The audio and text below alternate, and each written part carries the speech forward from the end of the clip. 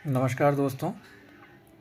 जैसा कि हम जानते हैं, अभी हम पढ़ रहे हैं एमपीपीएससी के सिलेबस में दिए गए निबंधों के बारे में।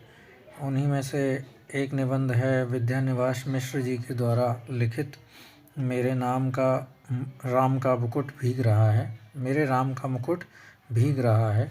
तो सबसे पहले हम कुछ चीज़ें विद्यानिवास मिश्र जी के बारे में जान लेते हैं। इनका जीवन परिचय एक हल के रूप में हम पढ़ लेते हैं कि इन्होंने अपने जीवन को कैसे व्यतीत किया। विद्यानिवास मिश्र जी का जन्म 14 जनवरी 1926 को हुआ है। मृत्यु इनकी हुई है 14 फरवरी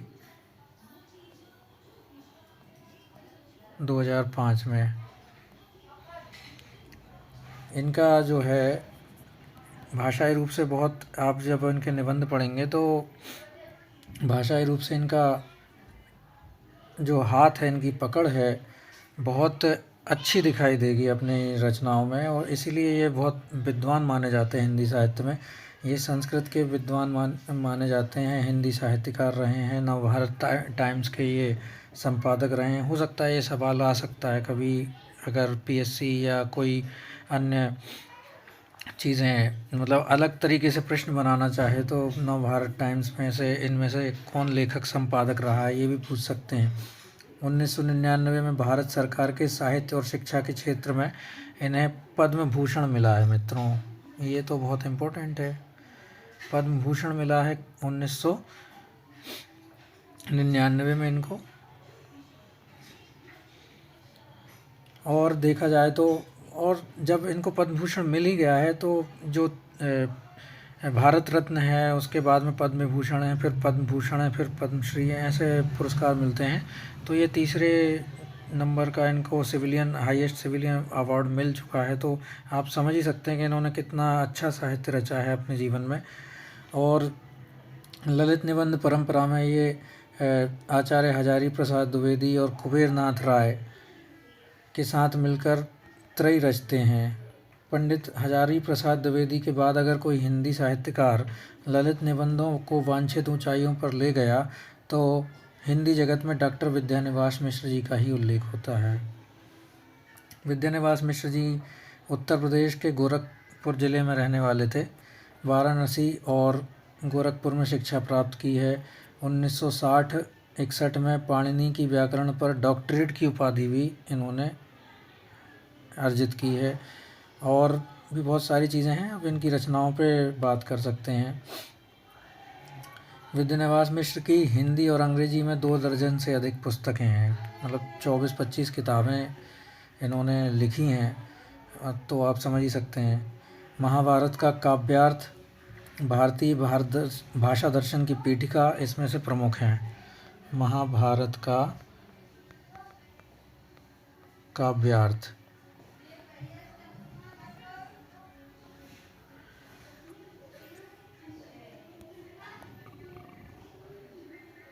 और भारतीय भाषा दर्शन की पीठिका।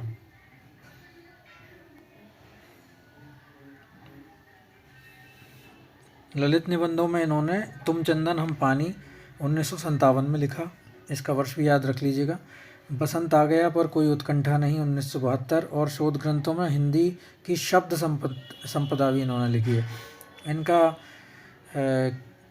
इनकी कुछ रचनाएं हैं जो मैं आपको सुना देता हूँ। स्वरूप विमर्श, कितने मोर्चे, गांधी का करुण रस, चिड़िया रैन बसेरा, चितवन की छाह, हल्दी धूप, कदम की फूली डाल, आंगन का पंछी बंजारा मन, मैंने सिल पहुंचाई, मेरे राम का मुकुट भीग रहा है। मेरे राम का मुकुट भीग रहा का प्रकाशन वर्ष 1974 है मित्रों। 1974 ईस्वी है, तो इसको याद रखिएगा, बहुत इम्पोर्टेंट है इसकी प्रकाशन वर्ष।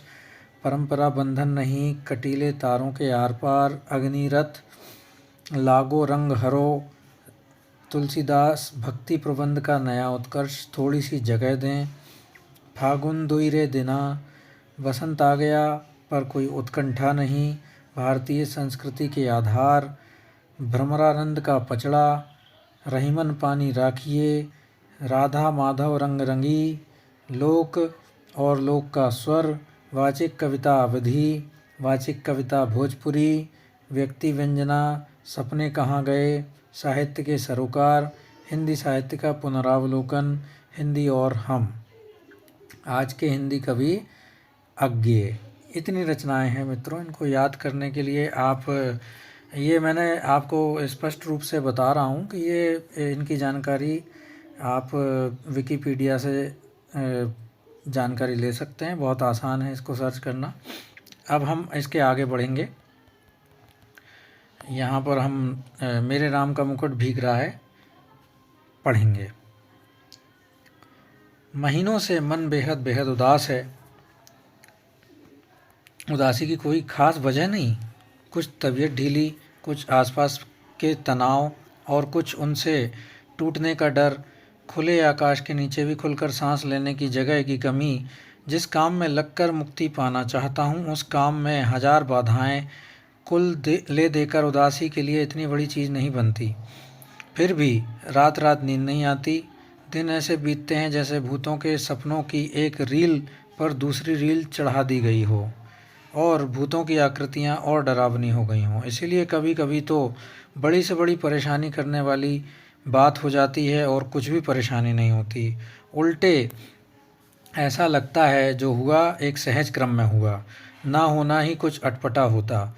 और कभी कभी बहुत मामूली सी बात भी भयंकर चिंता का कारण बन जाती है। अभी 2-3 रात पहले मेरे एक साथी संगीत का कार्यक्रम सुनने के लिए 9 बजे रात गए।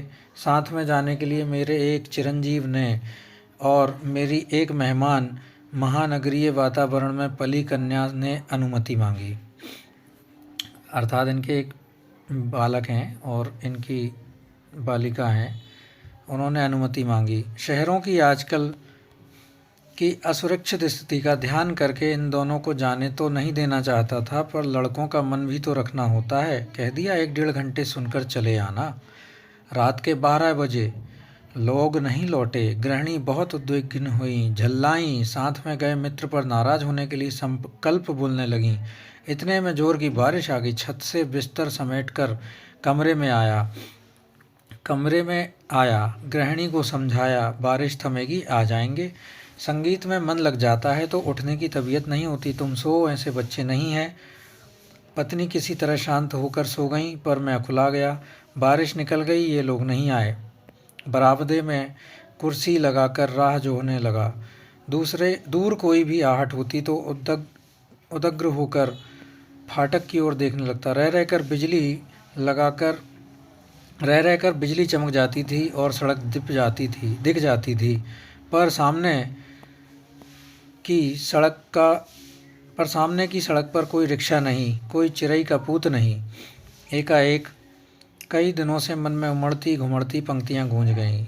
मोरे राम के भींजे मुकटबा, लक्ष्मण के पटुकबा, मोरी सीता के भीजे सिनुरबा, ता राम घर लौटहीं। ये बहुत अच्छा याद है उनको, ये पंक्तियाँ उन्होंने याद की और ये इम्पोर्टेंट है, इनको याद करना चाहिए हमको। ये इसी से, ये अवधी भाषा है शायद, तो इसी से उनको इस चीज़ से उनको सीखने को निकला होगा। ये भोजपुरी भाषा है, सॉरी, ये भोजपुरी भाषा में लिखा गया है, तो उसी को याद करके वो बोलती हैं। मेरे राम का मुकुट भीग रहा होगा, मेरे लखन का पटुका दुपट्टा भीग रहा होगा, मेरी सीता की मांग का सिंदूर भीग रहा होगा, मेरे राम घर लौट आते। इसका अर्थ भी उन्होंने लिखा है। बचपन में दादी नानी जाते पर गीत गाती।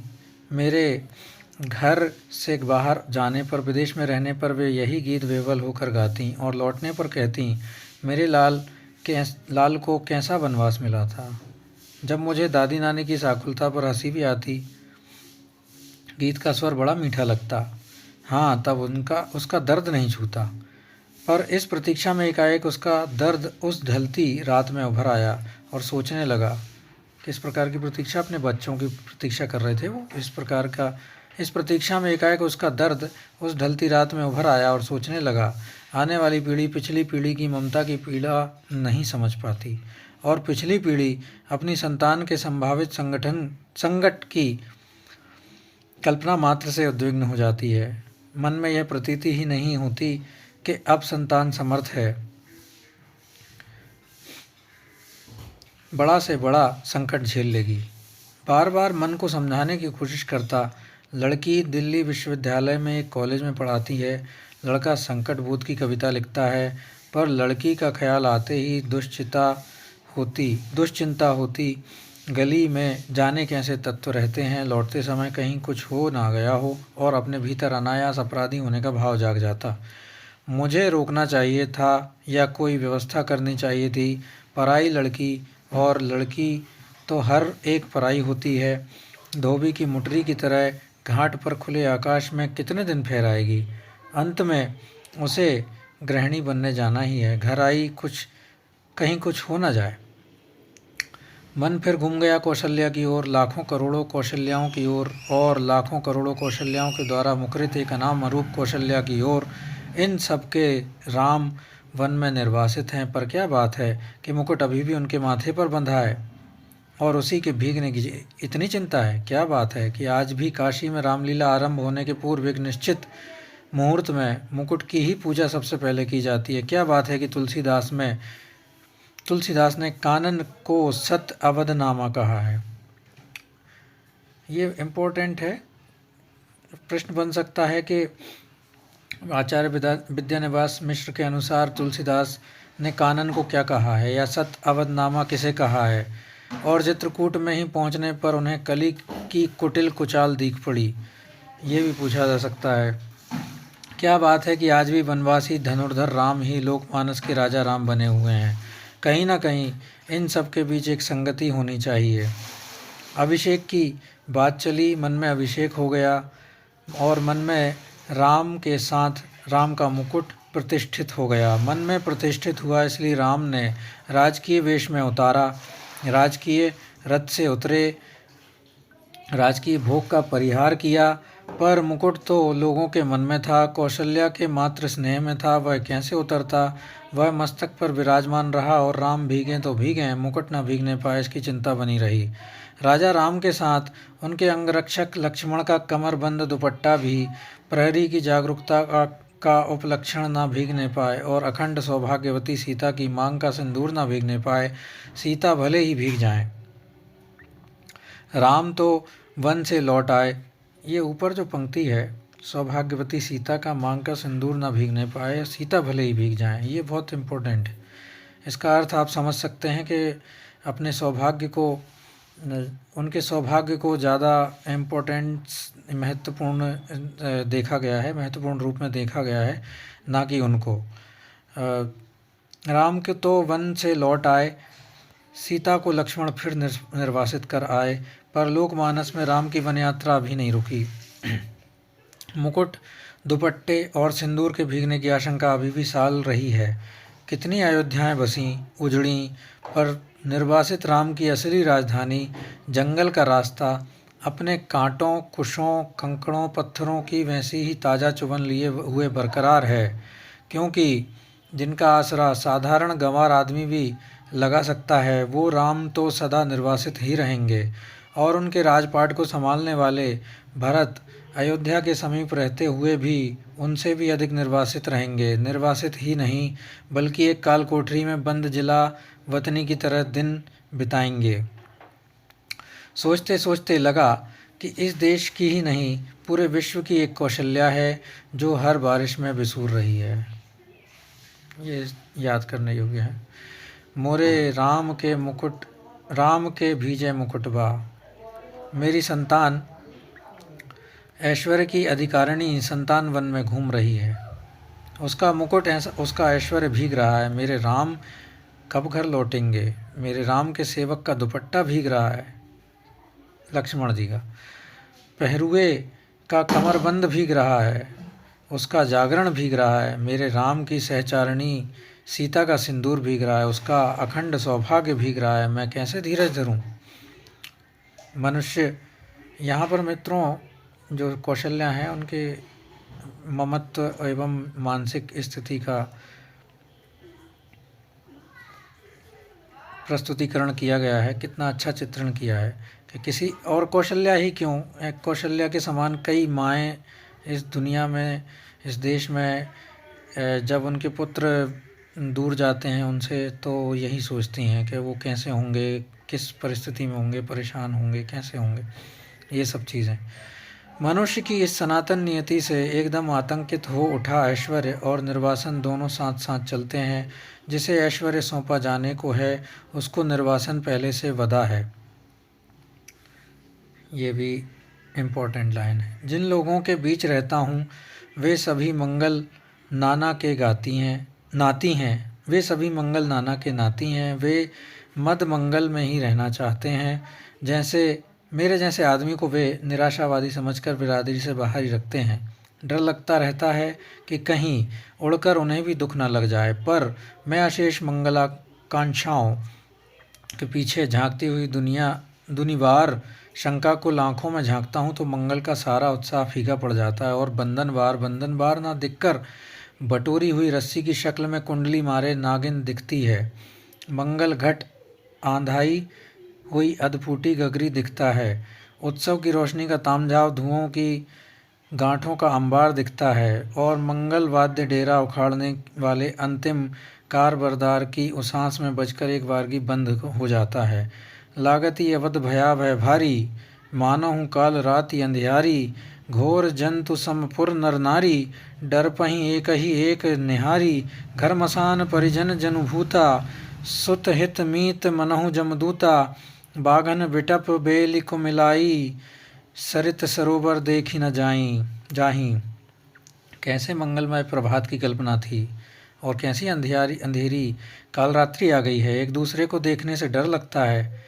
घर मसान हो गया है, अपने ही लोग भूत प्रेत बन गए हैं। पेड़ सूख गए हैं, लताएं कुम्हला गई हैं। नदियों और सरोवरों को देखना भी दुस्सह हो गया है, केवल इसलिए कि जिसका ऐश्वर्य से अभिषेक हो रहा था वह निर्वासित हो गया। राम के बारे में बात हो रही है मित्रों। उत्कर्ष की ओर उन्मुख समष्टि का चैतन्य अपने ही घर से बाहर कर दिया गया। उत्कर्ष की, मनुष्य की ऊर्ध्वोन्मुख चेतना की यही कीमत सनातन काल से अदा की जाती रही है। इसलिए जब कीमत अदा कर ही दी गई तो उत्कर्ष कम से कम सुरक्षित रहे यह चिंता स्वाभाविक हो जाती है। राम भीगे तो भीगे, राम के उत्कर्ष की कल्पना ना भीगे। वह हर बारिश में, हर दुर्दिन में सुरक्षित रहें। नर के रूप में लीला करने वाले नारायण निर्वासन की व्यवस्था झेलें, पर नर रूप में उनकी ईश्वरता का बोध दमकता रहे। पानी की बूंदों की झालर में उनकी दीप्ति छिपने न पाए। उस नारायण की सुख सेज बने अनंत के अवतार लक्ष्मण भले ही भीगते रहें, उनका दुपट्टा, उनका अहर्निशी जागरण भीजे। शेषी नारायण के ऐश्वर्य का गौरव अनंत शेष के जागर संकल्प से ही सुरक्षित हो सकेगा। इन दोनों का गौरव जगत जननी आद्याशक्ति के अखंड सौभाग्य सीमंत सिंदूर से रक्षित हो सकेगा। उस शक्ति का एक निष्ठ प्रेम पाकर राम का मुकुट है, क्योंकि राम का निर्वासन वस्तुतः सीता का दोहरा निर्वासन है। अच्छी पंक्ति है मित्रों, इसको याद रखना चाहिए हमको। राम का निर्वासन वस्तुतः सीता का दोहरा निर्वासन है। राम तो लौटकर राजा होते हैं, पर रानी होते ही सीता राजा राम द्वारा वन में निर्वासित कर दी जाती हैं। विडंबना है मित्रों। राम के साथ लक्ष्मण हैं, सीता हैं। सीता वन्य पशुओं से घिरी हुई विजन में सोचती हैं, प्रसव की पीड़ा हो रही है, कौन इस बेला में सहारा देगा, कौन प्रसव के समय प्रकाश दिखलाएगा, कौन मुझे संभालेगा, कौन जन्म के गीत गाएगा। कोई गीत नहीं गाता। सीता जंगल की सूखी लकड़ी बीनती हैं, जलाकर अंजोर करती हैं और जुड़वा बच्चों का मुंह निहारती हैं। दूध की तरह अपमान की ज्वाला में चित्त कूद पड़ने के लिए उफनता है और बच्चों की प्यारी और मासूम सूरत देखते ही उस पर पानी के छींटे पड़ जाते हैं, उफान दब जाता है। पर इस निर्वासन में भी सीता का सौभाग्य अखंडित है। वह राम के मुकुट को तब भी प्रमाणित करता है। मुकुटधारी राम को निर्वासन से भी बड़ी व्यथा देता है और एक बार और अयोध्या जंगल बन जाती है। प्रश्न है कि अयोध्या जंगल कब बन जाती है? तो ये सारे जवाब हम पढ़ सकते हैं। राम को स्नेह की रसधार रेत बन जाती है, सब कुछ उलट पलट जाता है। भवभूति के शब्दों में पहचान की बस एक निशानी बच रहती है, दूर ऊंचे खड़े तटस्थ पहाड़, राजमुकुट में जड़े हीरों की चमक के सैकड़ों शिखर, एकदम कठोर, तीखे और निर्मम। पुरा यत्र स्रोतः पुलिन मधुना तत्र सरिताम, विपर्यासम यातो घन विरल भावः क्षितिरूहाम, बहो कालादृष्टम ह्यपरमिव मन्ये वनमिदं, निवेशः शैलानां तदिदमिति बुद्धिं दृढ़यति। राम का मुकुट इतना भारी हो उठता है कि राम उस बोझ से कराह उठते हैं, और इस वेदना के चीत्कार में सीता के माथे का सिंदूर और दमक उठता है, सीता का वर्चस्व और प्रकट हो उठता है। कुर्सी पर पड़े पड़े यह सब सोचते सोचते 4 बजने को आए। इतने में दरवाजे पर हल्की सी दस्तक पड़ी। चिरंजीवी निचली मंजिल से ऊपर नहीं चढ़े। सहमी हुई कृष्णा, मेरी मेहमान लड़की, बोली, दरवाज़ा खोलिए। आंखों में इतनी कातरता कि कुछ कहते नहीं बना, सिर्फ इतना कहा कि तुम लोगों को इसका क्या अंदाज़ा हो कि हम कितने परेशान रहे हैं। भोजन दूध धरा रह गया, किसी ने भी नहीं छुआ नहीं। मुंह ढांपकर सोने का बहाना शुरू किया। मैं भी स्वस्ति की सांस लेकर बिस्तर पर पड़ा, पर अर्धचेतन अवस्था में फिर जहां खोया हुआ था वहीं लौट गया। अपने लड़के घर लौट आए, बारिश से नहीं संगीत से भीगकर। मेरी दादी नानी के गीतों के राम, लखन और सीता अभी भी वन वन भीग रहे हैं। तेज बारिश में पेड़ की छाया और दुखद हो जाती है। पेड़ की हर पत्ती से टप टप बूंदें पड़ने लगती हैं। तने पर टिके तो उसकी हर नस नस में आप्लावित होकर बारिश पीठ गलाने लगती है। जाने कब से मेरे राम भीग रहे हैं, और बादल हैं कि मूसलाधार ढरकाए चले जा रहे हैं। इतने में मन में जाने कब से मेरे राम भीग रहे हैं, बादल है कि मूसलाधार ढरकाए चले जा रहे हैं। इतने में मन में एक चोर धीरे से फुसफुसाता है, हे राम, तुम्हारे कब से हुए? तुम जिसकी बुनाहट पहचान में नहीं आती, जिसके व्यक्तित्व के ताने वाने तार तार होकर अलग हो गए हैं। तुम्हारे कहे जाने वाली कोई भी हो सकते हैं कि वह तुम कह रहे हो, मेरे राम?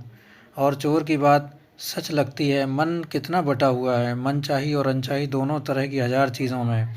दूसरे कुछ पतियाएँ भी, पर अपने ही भीतर प्रतीति नहीं होती कि मैं किसी का हूँ या कोई मेरा है। पर दूसरी ओर यह भी सोचता हूँ कि क्या बार बार विचित्र से अनमने पन में अकारण चिंता किसी के लिए होती है? वह चिंता क्या पराये के लिए होती है? क्या वह कुछ भी अपना नहीं है?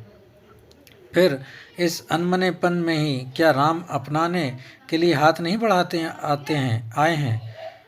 क्या ना कुछ होना और न कुछ बनाना ही अपनाने की उनकी बढ़ी हुई शर्त नहीं है? तार टूट जाता है, मेरे राम का मुकुट भीग रहा है, यह भीतर से कहाँ पाऊँ? अपनी उदासी से ऐसा चिपकाव, अपने सकरे से दर्द से ऐसा रिश्ता, राम को अपना कहने के लिए केवल उनके लिए भरा हुआ हृदय कहाँ पाऊँ? मैं शब्दों के घने जंगलों में हिरा गया हूँ ना, गुम हो जाना, भटक जाना।